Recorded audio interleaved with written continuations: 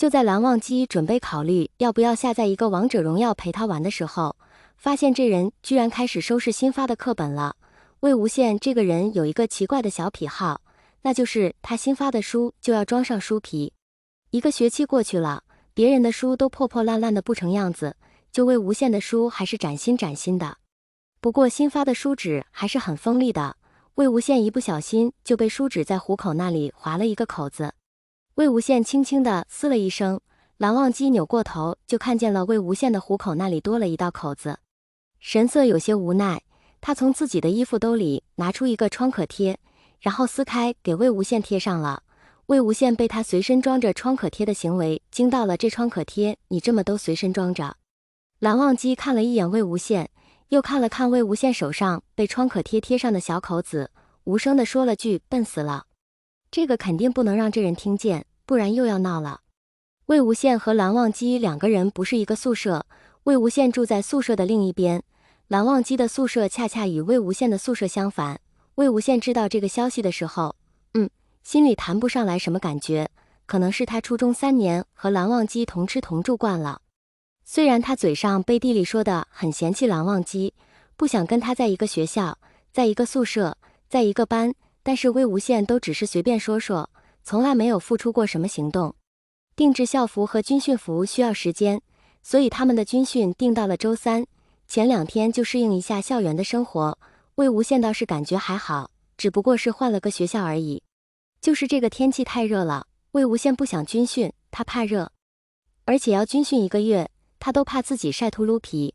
等到了军训那一天，所有的学生们都穿上了军绿色的军训服，这个衣服很考验身材和颜值，但是魏无羡出来的时候完全没有这个担忧。少年腰细腿长的，再加上他长得白，生得好，这军绿色的军训服穿上去倒显得他更板正了。蓝忘机自然也是这样，看来蓝忘机似乎还要比魏无羡高出那么一点点，一样的身长腰细的，他的眉眼就更偏冷淡一些，浅色的眼睛，硬挺的眉毛，一张脸怎么看都挑不出来瑕疵。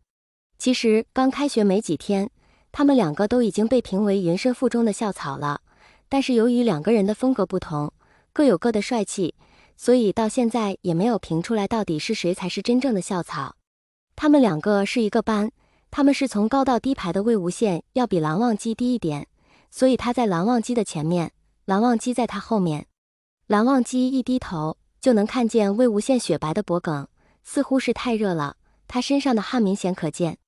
蓝忘机在军训没开始之前给魏无羡涂了防晒，不是为了防止他被晒黑，只是不想让他晒伤。初2的时候天气太热了，他们在上体育课，顶着烈日大太阳，魏无羡怕热的不行，在太阳底下运动了1节课，回来脸上和脖子上被晒伤一片，还是蓝忘机给他涂的药膏，涂了3天才好。军训中间休息的时候，蓝忘机又不放心的给魏无羡涂了点防晒。魏无羡笑死了，都要蓝战，你为什么还随身带着防晒？蓝忘机到开学前我妈放书包里面的。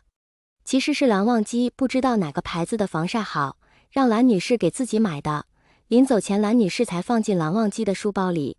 魏无羡点了点头，然后乖乖地伸出胳膊，让蓝忘机给自己涂防晒。他额头上有汗，喉咙被热得有些干，嘴也有点干，但是他不想跑腿，就笑着给蓝忘机说蓝战呢，我想喝冰水。蓝忘机给他涂好防晒，看着魏无羡已经被晒得泛红的脸，心软了一下，我给你买。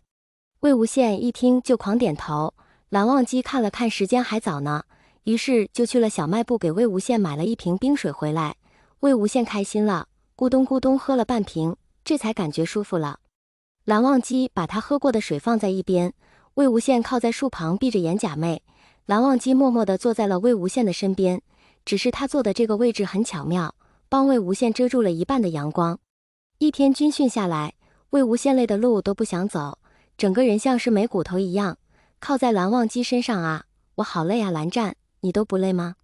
蓝忘机觉得倒还好，也不是特别的累，主要是魏无羡之前初中的时候就不怎么爱上体育课，平时锻炼的又不多，导致现在有点体力跟不上。蓝忘机轻轻地拍了拍他后背，先去吃饭吧。魏无羡点了点头，有一位无羡累的不想走路，2个人找好座位之后，蓝忘机就替魏无羡打了饭。